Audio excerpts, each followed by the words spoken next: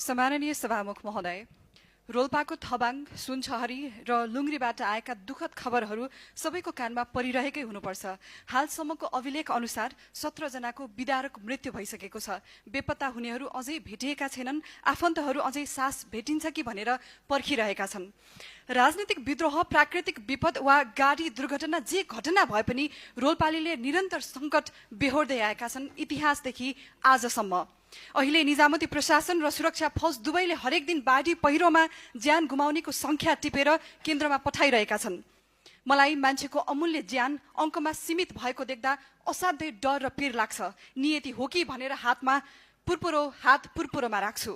केही महिना अघि मात्रै रोल्पामा भएको जीप दुर्घटनामा एउटै गाउँका 19 जनाले अनाहकमा ज्यान गुमाउनु पर्यो। 19 जना मानिस मात्र थिएनन्, 19 वटा परिवार थिए, 19 वटा संसार थिए, 19 वटा सपना पनि थिए, ती छिनेर गए।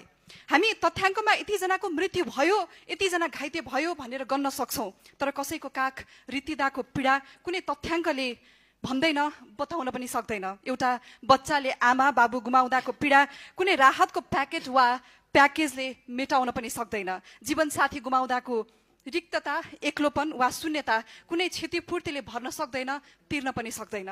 मध्य वर्षातको समय छ, बाढी र पहिरोको त्रासदी निरन्तर छ, अझ बढ्दो क्रममा छ। कुनै पहिराले कुन बस्ती छिमल्ने हो, कुन बाढीले कुन बस्तीलाई भेलमा मिसाउने हो, यसै भन्न सकिँदैन।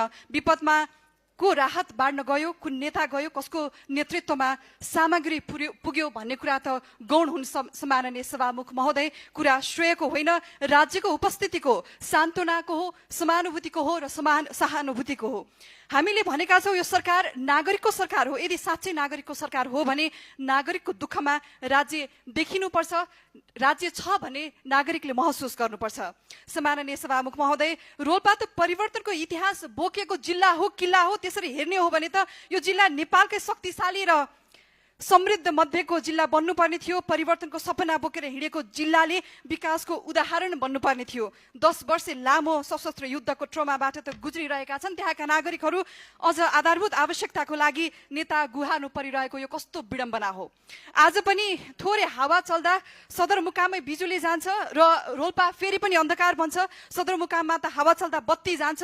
अन्य गाउँको अवस्था के भन्नु, कतै बिजुली पुगेको छैन, कतै नेटवर्क पुगेको छैन, कतै सडक पुगेको छैन, कतै स्वास्थ्य सेवा छैन, अरू के छैन भन्दै जाने हो भने रात पर्छ। फेहरिस्त असाध्यै लामो छ। सम्माननीय सभामुख महोदय, थबाङ जसको नाम सुन्दा इतिहास, विद्रोह र परिवर्तनको एकाएक ताजा भएर आउँछ।